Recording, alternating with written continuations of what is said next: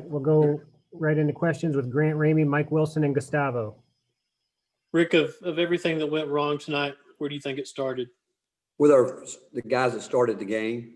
Very first play of the game, scouting report, they're going to out of bounds underneath, going to throw the ball in, going to post John Fulgerson up. And think about it, they were disorganized there. The referee laid the ball down, and we look, he's already picked up a water bottle from underneath the basket, and they go there, then he goes down, and early in the game, shot clock violation where everybody's got to know that.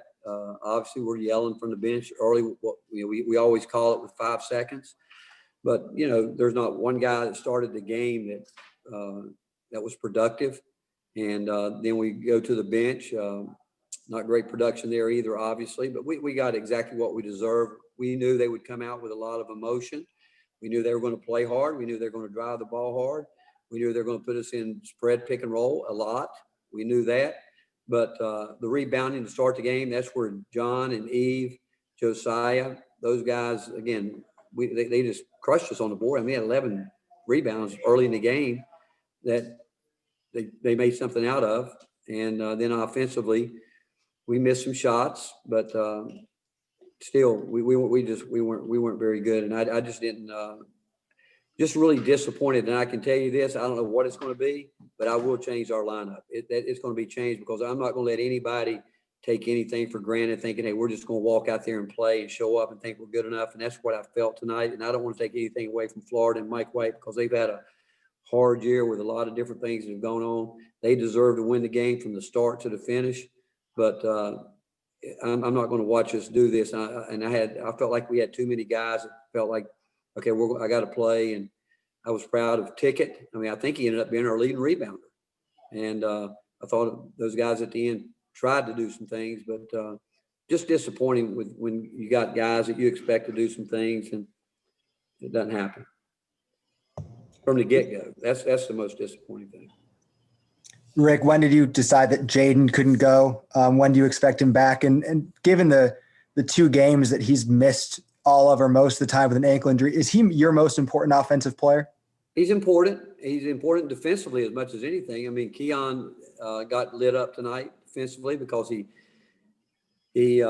doesn't understand ball screen defense. When we really had a chance to get a little momentum, we were switching, and for some reason he just ran out from underneath the basket and left the guy he had switched on, let the big fella dunk the ball and turning the ball. I mean, but our guards turned it over way too much. Santi got popped pretty good in his hip, and we left it up to him whether or not he wanted to try to play, and he wanted to, but we could tell, without him out there, the little bit he was there. I mean, you saw what happened when he wasn't out there, and Jaden not out there. We just threw the ball, turned the ball over in ways that you can't imagine, to be quite honest with you, at this level with supposedly guys that understand how to play basketball.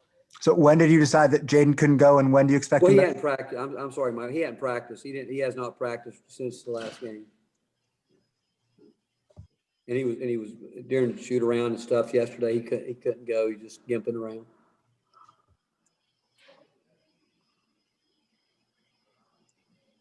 Gustavo. Coach, how do you see the performance on your team on the paint side? Was only 22 points. How do you see the performance on your team on that side? I didn't see anything good tonight. I didn't see one thing other than Devontae Gaines. I'm proud of him because what you see him do tonight, and it's my fault. Probably let too many guys get comfortable, but I didn't see anything good at all, to be quite honest with you. Wes Rucker and Rob Lewis.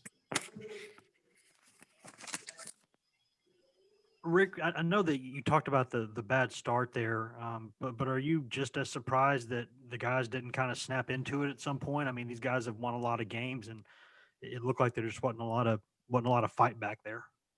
Yeah, that's exactly what we talked about. There gets to be a point. You got to get leadership from your seniors, and Folky and Eve can't hide behind anybody. They can. I mean, there's a lot of teams that we beat up on with that last group a couple years ago, but now those guys are the ones that got to. I mean, when you're in a situation like that, those young guys are waiting on those guys to lead them because they played more games, and they haven't done it. And all we've asked Eve to do to simplify for him is to play defense and rebound. He hasn't done that. He had at some point in time we got to make some shots too, obviously. But we just didn't get the leadership. We don't have the leadership that we need, obviously, and we got to get it. But again, I can tell you this. It makes me sick to watch a group of guys not play hard and watch. I mean, as a coach, it's probably the hardest thing to stomach as a coach when you know the other team is playing harder in every facet of the game, beating you every which way, and you don't respond. And that's how you felt. That's how I felt tonight anyway. And that's the most disappointing part of the game. Coach, you kind of answered the question I wanted to ask with that last statement, but were you surprised or how disappointed were you? And it looked like you guys just didn't meet Florida's intensity early. And then when you still had a chance, just down 11, you didn't have it in the second half either to start those first 4 minutes. You know what? I felt like watching the game, and I didn't again, from the beginning, I wasn't happy from the beginning. I think I took Folky out early because the guys were looking at him.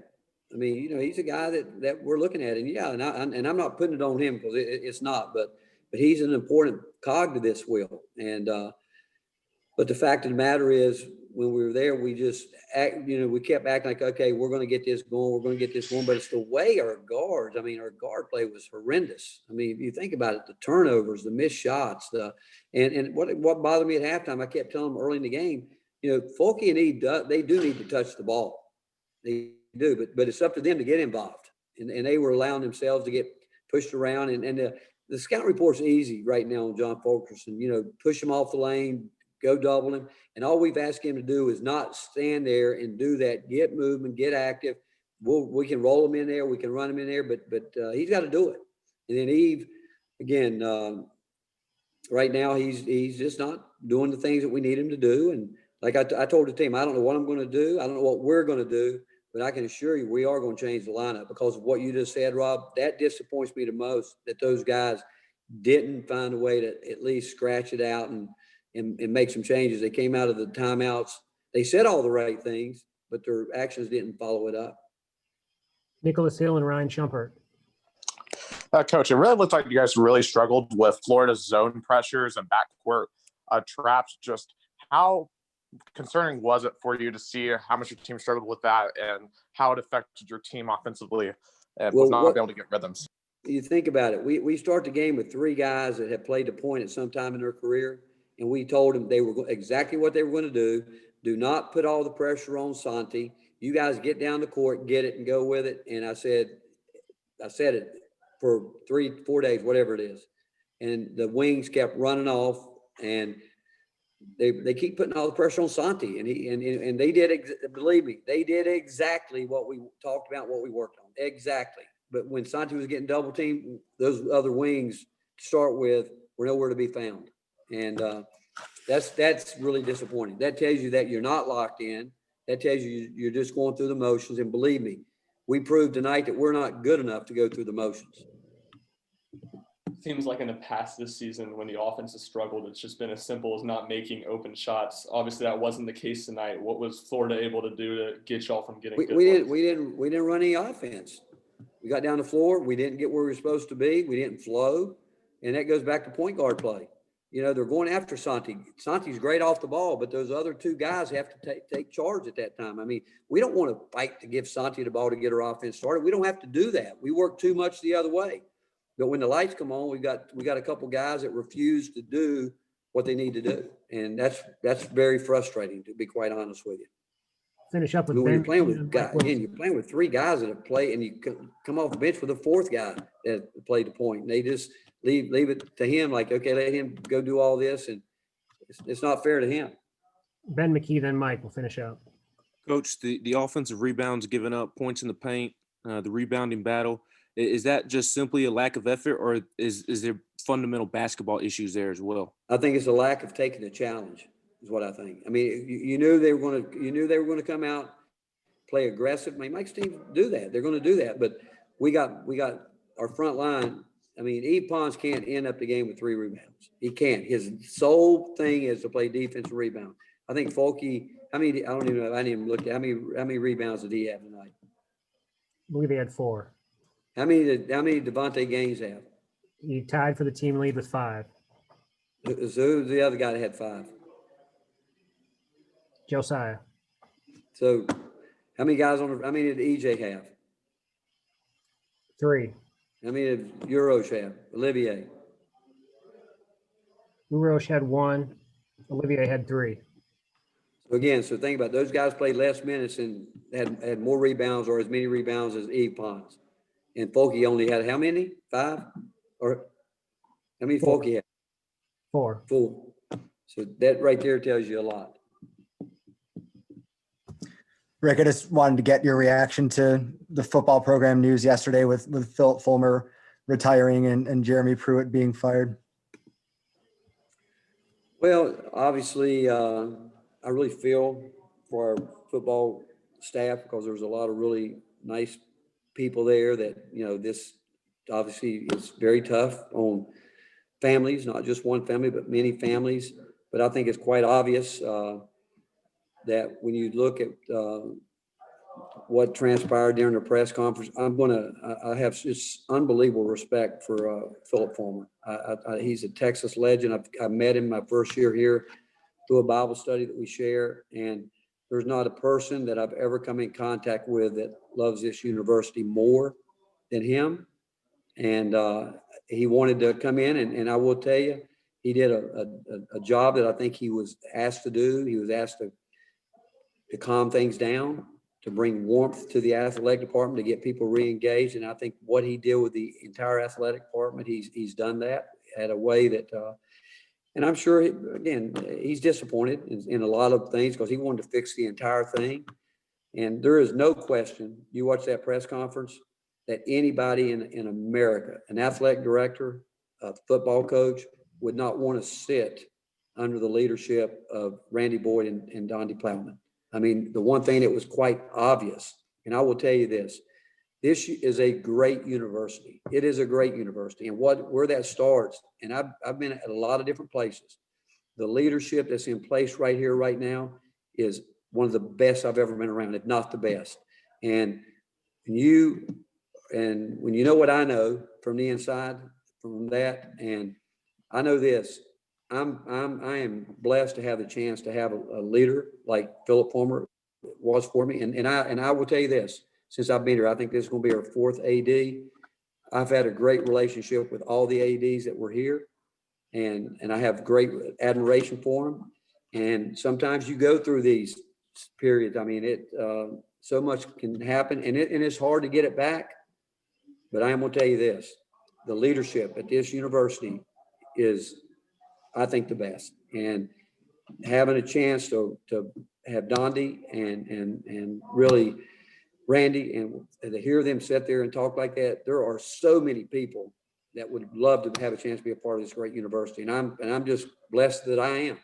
And so going forward, there is no doubt it's going to get better. There's going to be great days ahead for us because of that. There's too many people at this university that love it too much not to think that, and I'm disappointed tonight with the way we played. I really am, because it hurts when you play as badly as we played tonight. But I can just tell you this, the most important thing, and I've said it from the time that I took this job, and I think that what they said yesterday is there's nothing more important than the integrity of this university. Nothing. It's one of the great universities in the country, and it's going to get better. When you think of all those people that have come, not just athletes, but students in general, we've got so much to be proud of. And I think that is what came from yesterday in terms of moving forward. We're a university that's led by people that expects excellence in everything that we do. But again, the word integrity was thrown around, and I do think that's integrity and truth is the most important thing that we can do in our jobs and position. And I'm thankful for what the leadership they've brought to us. And I'm going to miss Coach. I mean, we're friends, and that's been one of the great blessings coming here, because he is a true Tennessee legend. And I do want people to know that he worked really hard to try to get things calmed down and back in place. And I do think that he's done that as an athletic department. Thank you, Coach. Thanks, Rick.